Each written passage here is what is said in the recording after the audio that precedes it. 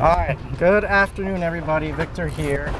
We are offshore for the first time in 3 months, and we got my buddy Scott on board.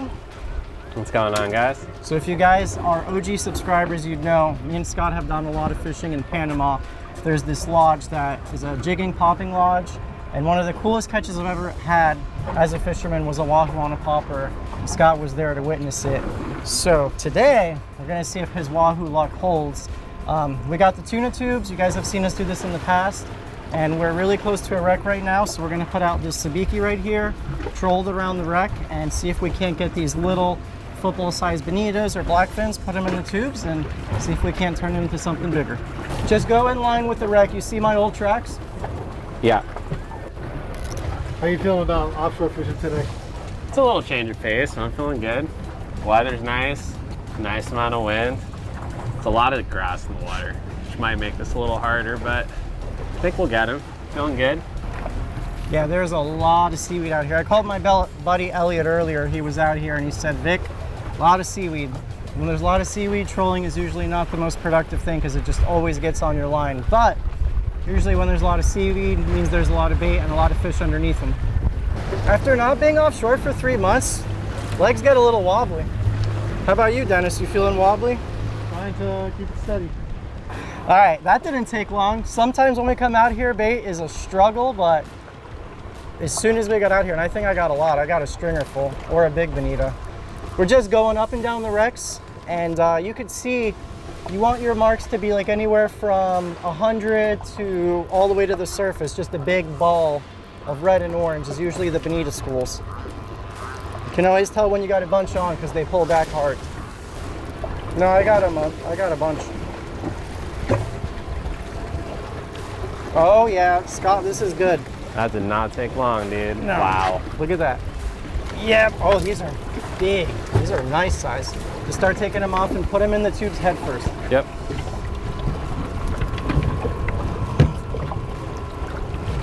Damn, these are great size baits. So in the summertime, these bonita are a lot bigger than when we catch them in the winter. In the winter, they're a bit smaller than this. Don't do it better than that. No. Load it up every tube. It's ready to go.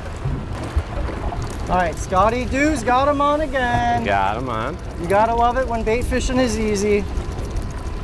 Damn, I'm gonna have to get some bigger rigs. These are perfect size. Perfect for big pelagic fish. So bait was pretty easy to get. We just ran about 3 miles to the north because we got a south current. Whenever I do this, we're always going with the current. You want your baits to swim freely and you don't want a lot of resistance on them. And this is the rig. It's number 7 wire, little swivel, 40-pound leader. Since these baits are so big, I got 3 hooks. You got a single mustad big gun and then 2 jaw lock mustad trebles.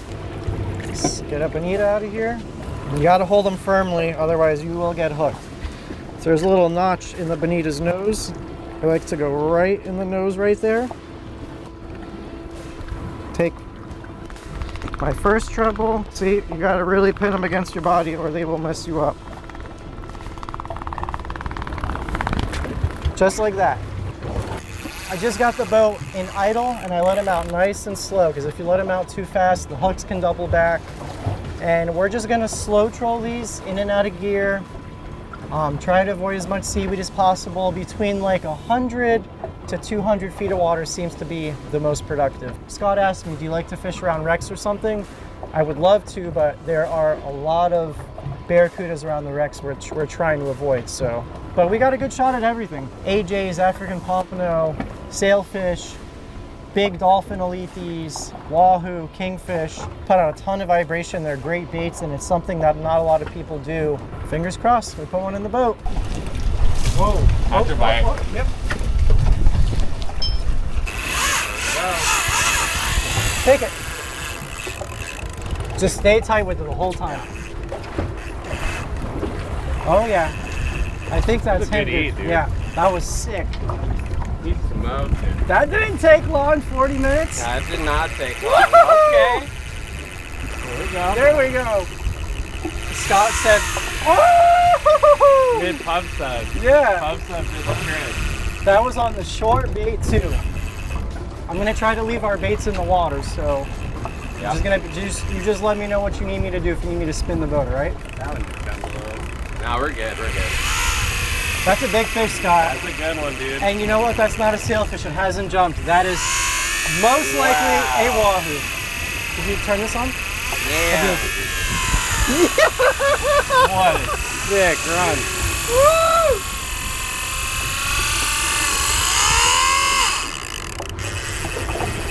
Stay real tight with it. Real tight, real tight. Is he still on? I don't Colin know. told me he pulled. He could be swimming at you. No. Oh my gosh. He's off. Is he? That was a giant fish. That thing ripped 100 yards. He pulled at least. mid-run. Yeah. Just popped clean. Those hooks just pulled. He's gone. That was Ooh. that was a 50+ pound wahoo right there. Unless he got shark or something, who knows? Yeah, he cut. All right. Well, after that heartbreak, I reeled in all the rods, and I was using some junk fluorocarbon, not what I usually use. We usually use tough line, but I just had an old school of fluorocarbon for like the last 10 years, and I was wondering why it broke because I had 30 pound attached to 40 pound. So I tied another knot because it looked like the knot broke.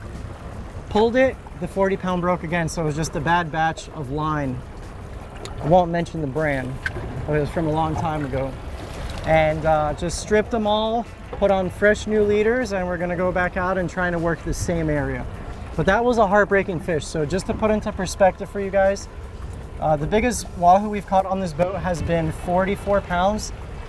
That run, that fish dwarfed anything any 40 pound wahoo would do. That was a 50, 60+ pound fish, whatever it was, whether it's a big king, yellowfin, wasn't a sailfish, didn't jump, it was a big fish. It is what it is. It sucks when tackle fails, even worse than when a fish just beats you straight up, and that's the part that I think stings because I think we had that fish stuck pretty good, but they're eating, so just put some fresh baits out and see if we can do it again. I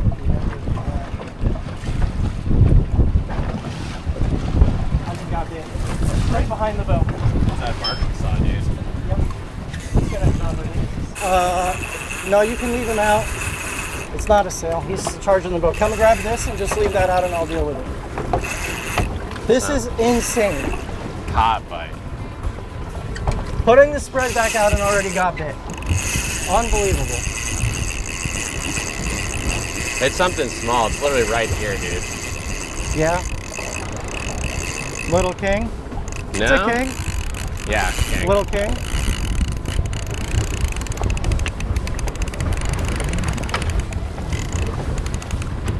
Different story from that last bite. Fish are eating though, dude. Oh yeah, they're chewing. And to think, I wanted to sit on the couch today. Just walk with it if it goes towards the end. Yep.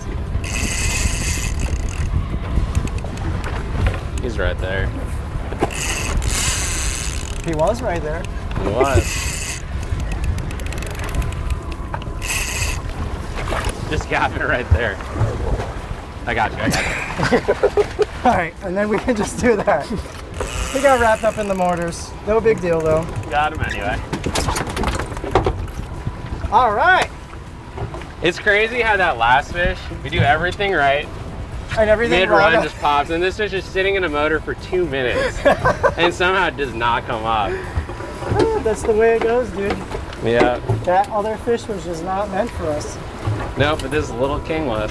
Solid fish, and again, like seeing this fish just makes you realize how ridiculous that last fight was. And honestly, seeing this fish motivates me a lot more to try and get a wahoo in the boat. But still, it's hot bite. We have not been out here long, and that's a couple really nice bites back to back, so just drop another beat on it. Bonito out and do it again. My favorite time of year to fish in Florida is spring. Spring has sprung and it's feeling good offshore. When we were coming out of the inlet, saw a little bit of seaweed, light east wind, it just felt right, and the fish are biting. So we're always looking at two things, the screen and the rod tips. When I see my baits freaking out, I'll usually take the boat out of gear, so give those fish a chance to really keen on those baits. And I was looking in the back corner of my eye, I saw a big flash back there. And I think a lot of times when we see our baits getting nervous, I think fish are coming up and looking at your baits all day long, but not all of them commit to it. And another thing I was telling Scott when we started, that rod tip is exactly what you want. You want to see that bait's tail beat the whole time. If you see your line really tight, it either means you have seaweed or the hook's doubled back or something. So little subtle presentation differences make a huge difference in getting bites or not. That one already got really good. Wait a little bit up in the turn.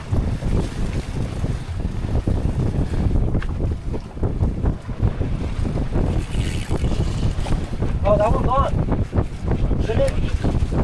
Is it? Yeah. It's actually a big one, dude. Yeah, it's a huge one. That is a big one. Sailfish? Oh! Well, got way choppier. The sails do like that. We got one on. Not a wahoo, but still take it. So funny. Everyone, I feel like most people will get really excited to catch a sailfish. And I'm stoked, but me and Scott were like, no, you fight it. Just because, I don't know, there's just something about sailfish. It's like, no matter how many wahoo I catch, I always want to catch more, whether they're small or big. But sailfish is like the one fish where if you're not targeting them, they're kind of a nuisance because they just destroy your rigs. And you catch one and you're kind of satisfied. I do remember the very first sail I caught. I was so fired up. But yeah, I think like you, I also, as beautiful as they are and acrobatic, I think it's also how long they take. Like I think a lot of people would really like a fish that fights a long time, but I kind of like the short and sweet nature that comes with some of the other fish. I need to catch something I can gaff. That's maybe the freshwater side of me. So I'm clearing all the lines because we don't have any baits left. We're gonna clear them. I'm gonna put the boat in gear, get Scott on the bow. We're gonna chase it, release it real quick. He's going crazy. Going nuts. Is he getting eaten by a shark? All right, Vic, we're past your knot. I need a long de-hooker or something. Hopefully there's not many hooks in him. Oh, he's not that big. No, he's not as big as I first thought. Still a nice fish.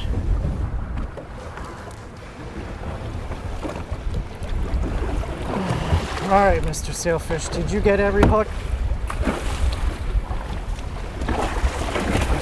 Yes! Oh, nicely There done. we go. Got some of our hooks back. Well, we got them. You got them all? I pulled on him a little hard. They got it bent out. Yeah, but he swam off really clean. Great job, brother. Yeah, nice sail. Oh, you see that? Whoa. He dropped it? Now he's got it. That's not the time. You think this is the sail? Maybe not, dude. It was in a different spot than where we saw the sail. Yeah. Hasn't jumped. Let's switch spots. I also want to say it almost looked like a shark fin. This is pulling very consistently. You want it? Nope. All you. So we did see something with a really big back, and it almost looked like the dorsal fin of a sailfish on this bait way back there. But this is giving me major shark vibes. Just dead weight. Like a hammerhead or something ate it. You open it, doesn't really cook. Yeah, dude. You haven't pulled on anything, Vic. You're gonna have to just figure it out for us. That is a very steady run, though. Yeah. Pretty sure it's a shark, but I'm gonna treat it like a fish because you never know. And if Trolling those big baits, you never know what it could be. And the fact that it's stopped right now is good. That's what tunas do. Huh? That's what tunas do. Tunas do it. This is the time of year where big elephants do come through.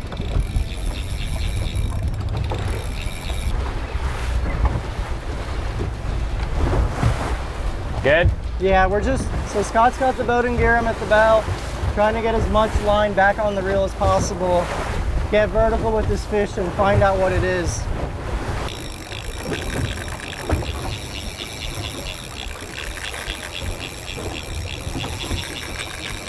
Immovable object is what it is. Is he scoping back out on you, Vic? Yeah. How deep are we? 250. Jeez. Never had a shark, like a big shark, eat one of these baits. The only reason that I'm really intrigued is because when it ate, it looked like a sickle type shape, like either that or a sail. And the other option could be a hammerhead, but the tuna option's worth making you suffer to find out. We're in 350 now. Jeez. That makes me think tuna, but at the same time makes me think shark. The fact that it's just scoping offshore. Yeah. Vic, the leader held up on this one, dude. I don't know, it's kind of coming up now. Yeah, the leader's held up. We're committed now. We got to see what this thing is.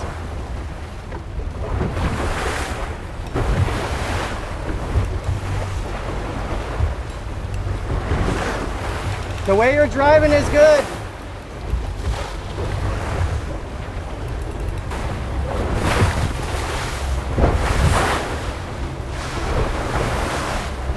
It's right there. Dude, what is that? It's a shark. Shark? Yeah. Hammer? Yeah, I think it's a hammerhead. Stop the boat. Yeah, it's a hammerhead. How many videos from back in the day? Oh my gosh, dude, this thing is big. So I would have loved to catch this thing back in the day, especially off the beach. On the boat, it is quite the workout, especially when they didn't have the right gear, but we got visual of it. It's a hammerhead. Always the potential that there's a big yellowfin out here this time of year. That's why we thought it like it would be a tuna, but now that I know it's a hammerhead, I'm just gonna break it off. Oof, that was a workout. How deep are we? 425. He dragged us from 100 feet of water to 425 feet of water. That's crazy. Hey, but the knot's held. Wow. Got a gorgeous ride back into the inlet on the blue water, and we will be back out here bright and early tomorrow. Bait fishing was pretty tough this morning. We left the dock at like 7:30, 10 o'clock, filled up the tubes with 8 baits, getting our spread out. Very different than yesterday. Almost no current, no wind, very still, calm motion, but just as much seaweed. Right rod. Right rod's on.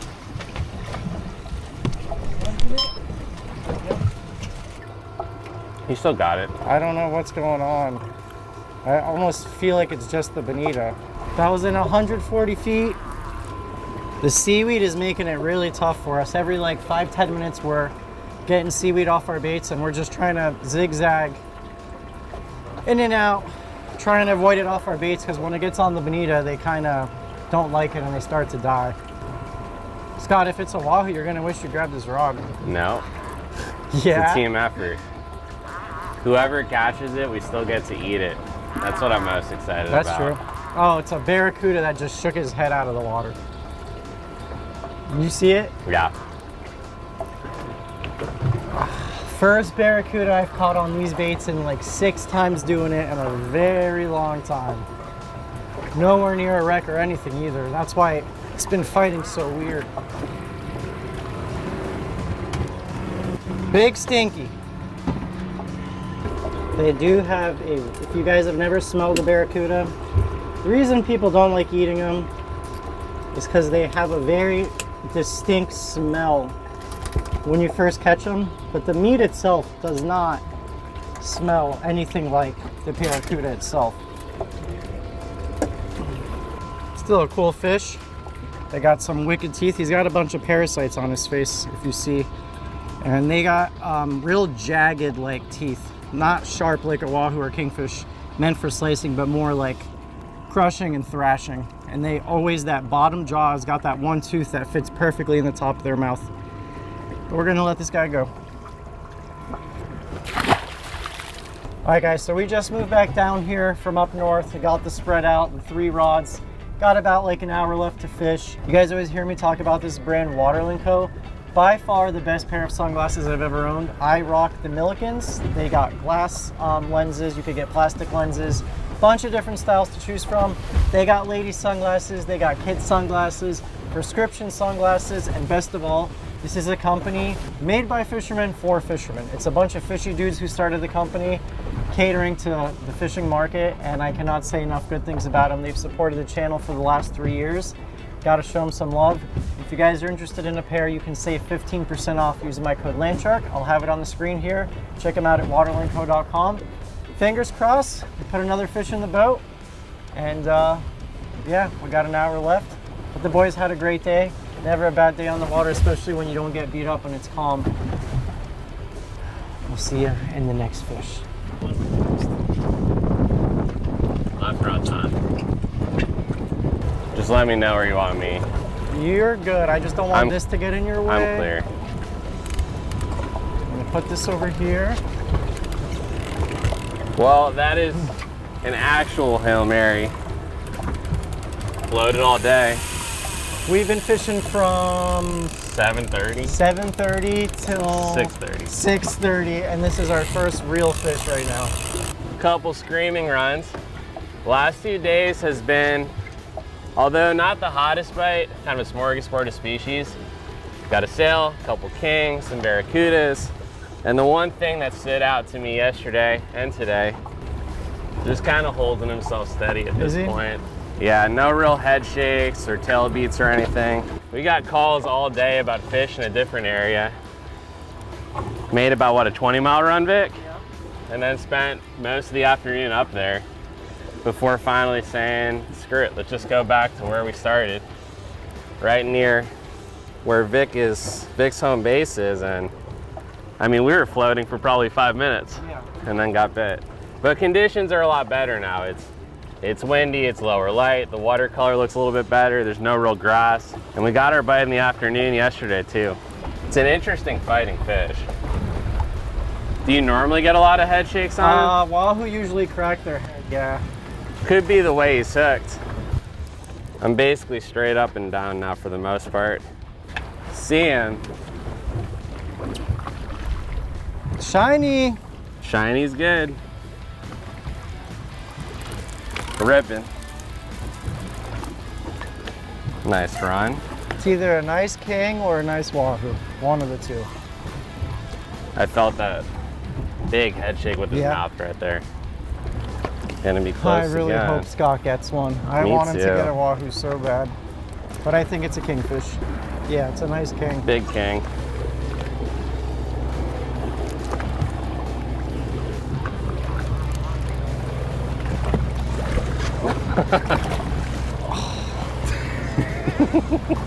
It's a little deep. All good. Oh my gosh. A plus gaff job, dude. 8 gaff shots later. That's a big king. Yeah, he's stud. Stripes would be nicer, but today has been slow. Yes. So I will take it. That's my biggest king. Is it? Yeah. Well, there we go. There's a first for We're that. in a meat tournament. Yeah. First place fish. Not a bad fish to end the day. Definitely been a grind. Been out here 11 hours and floated bonito basically all up and down Southeast Florida, but nice to put a good fish in the boat. Probably do something cool with this guy. Yeah, for sure. But yeah, my biggest king to date, so appreciate the handoff, Vic. Basically got me on that one. I mean, they're still sick fight. Yeah, Great no, they go just as hard. Yeah.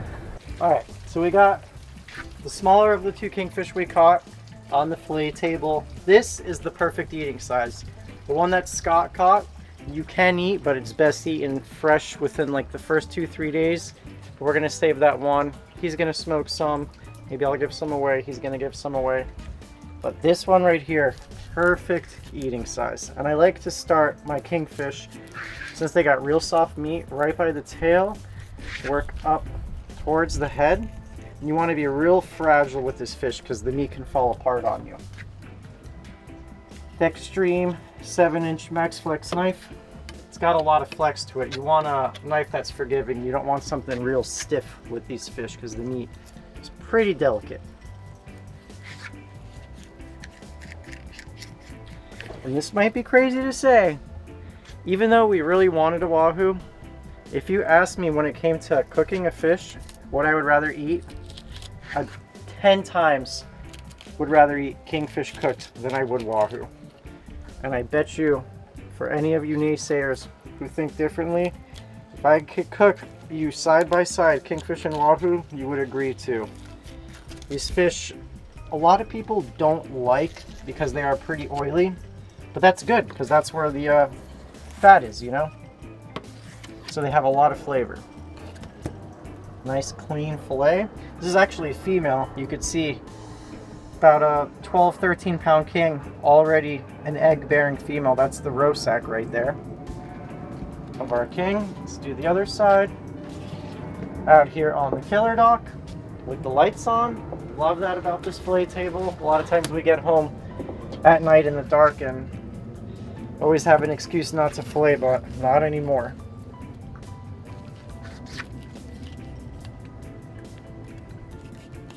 Have you eaten kingfish a lot, Scott? Not a lot, but I have. I do like the oil content of it a lot too. It's definitely a fish that I think is a lot better than people give it credit for. We're gonna save the big one for smoked fish dip. The bigger they can get a lot mushier. Like you see, even with this small one, it's been on ice, the meat just falls apart on you pretty easily.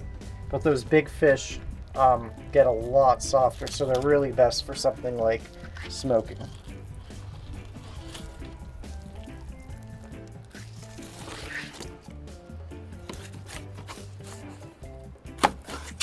There we go. That's me and Scott's dinner Monday night. I'm holding you to it. Sounds good. Beer. So, got our kingfish done. All in all, 2 solid days of fishing. I'll see you guys in the kitchen Monday. So, what we're gonna make tonight, got a stock pot right here. We're gonna do a little corn puree with some onion, garlic, butter. I got a sheet pan of asparagus we're gonna do in the oven. And then we got our kingfish over there, which we're gonna blacken outside on the grill. But first things first, stock pot going in with half a stick of butter.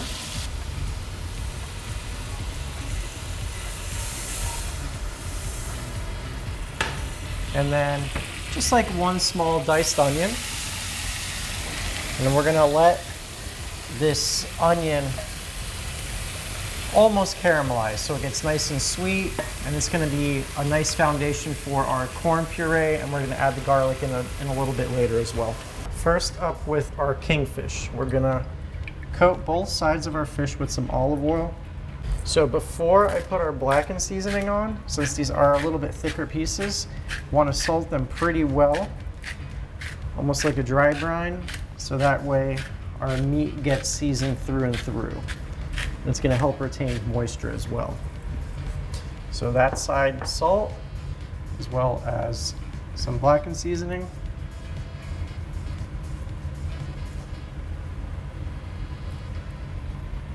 Okay, and we're going to do the exact same thing on the other side. Onions nice and fried up. Not too much garlic, like 2 or 3 cloves of garlic going in. Just work out that raw garlic taste for about 30 seconds. And then we're gonna do 2 cans of corn.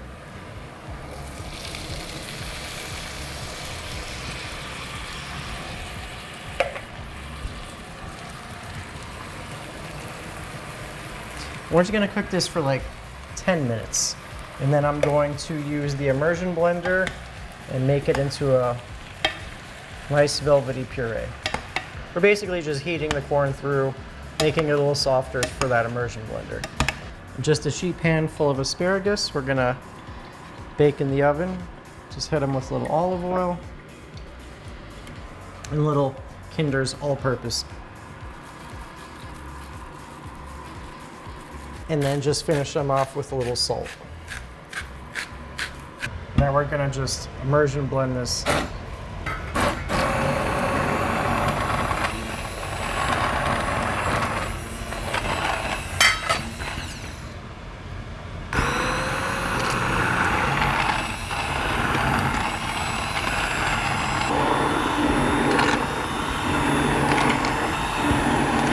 You could do two things with your puree. If you want it super silky smooth, put it in the blender. I kind of like mine a little bit chunky like this, so the immersion blender's fine. And if you really want it to be even smoother, put it in the blender and then through a sieve and you get a very silky texture. But this is almost like a grits texture, which I like. It's gonna pair really well with our dish. So Lily is gonna have some corn puree for dinner since she started solids. The only other thing I'm gonna add to this is some salt and maybe some pepper, but she can't have salt or pepper yet because it could throw off her electrolytes. But she can have onions, garlic, corn, and butter. And I did add... I think she can have pepper also. You told me she can't have pepper. I texted you that she could have pepper. Out here on the smokestone griddle, and we got our kingfish.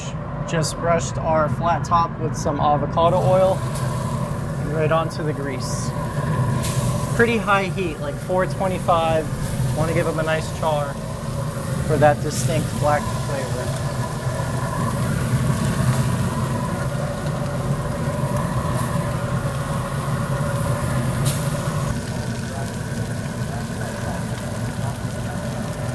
And then just to finish, we're gonna do a little arugula garnish.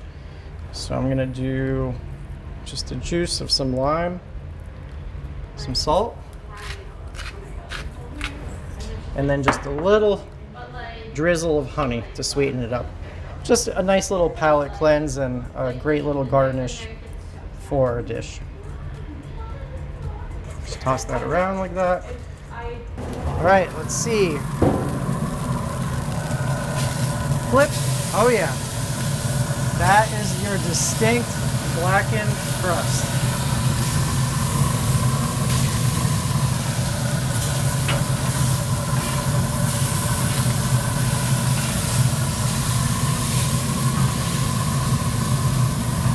What I love about this grill, so you know, like a traditional griddle top is gas. This is a pellet grill, which gets really hot. Most pellet grills don't, but you still get that wood fire flavor because you're cooking with wood pellets. So it's like you get the best of both worlds. It's like almost like you're cooking on campfire, but I still have this huge work surface area. I love this thing.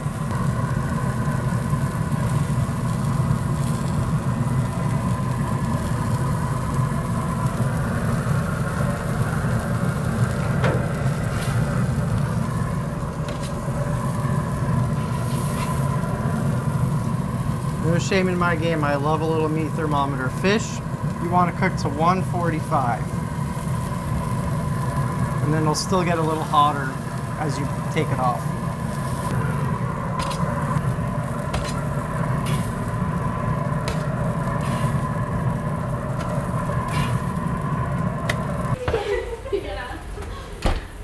Asparagus, the way it should be. I can't stand overcooked asparagus. So first, our corn puree.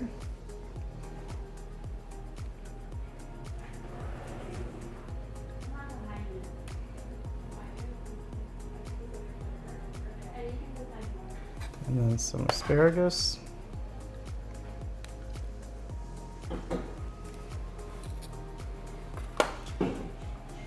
Our arugula garnish.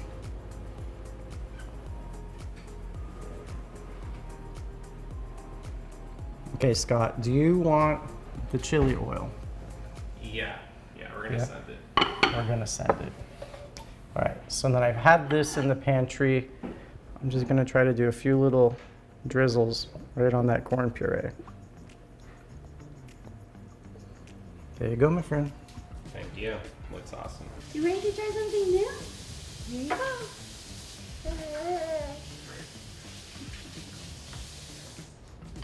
This is your first taste of actual Papa's got cooking, it. not just blended vegetables. Oh, already does not like it. Lily. Come on, it's good. It's really good. I haven't Yeah. even tried it yet. The critics have spoken. That's the face that you'll always get to remember the first time you ever served food to one of your children. Yeah. What do you think? I don't think she spit it out yet. I don't think she did. She looked really concerned, but I don't know Did how you she like couldn't that? like it. It's just corn. Kingfish is great, dude. Yeah. One thing that I noticed when I cooked it yesterday, because I cooked the same fish, was as oily as it is, it does dry out pretty fast. Yeah. So we nailed a couple pieces, but then there was one that was definitely too dry. And I feel like the crispiness from the black top is really good, but it's still pretty moist. So nice job. The chili oil is also good. It's not too much when you mix it with something. Not at all. It is hot though. Like Yeah. if you poured that chili oil on Yeah. it would be a lot. That little bit of chili oil mixed with the corn puree, it's just like that perfect little kick that you need. I like the fish dipped with a little corn puree. Corn puree. She's looking at me asking for help. I think she's also That's kind very... of what she's looked like every time. Like, somebody help. Look, I'm eating it too. See? Yeah, it's It's the good. same thing. Nope. She likes distracted. That's a good excuse because she's distracted. Well, I thought Lily was really going to enjoy her corn puree, but she gave it a lower score than I would. I thought it was delicious. And Kingfish, every single time we have it, it's always good. Eat it nice and fresh, and you'll never be disappointed as long as you cook it respectfully. But yeah, it was really good, so good job, Becca. Thank you. I'm really disappointed Lily didn't like the corn. It was like the first thing Papa actually cooked for her. She's tried applesauce, sweet potatoes, and normally we just throw it in the oven and puree it. But I made this one for love, with love, and she didn't like it. But I'm sure her taste buds will change a lot. And me and Dennis were talking, and I was like, we gotta bring Scott fishing more. I enjoy fishing with him. Had a lot of good memories together. He's good on camera, he's good on the rods, so we'll hopefully get him out there again soon when he's not busy with work. I want to thank you guys so much for watching, and we'll see you in the next one. Bye! Haha.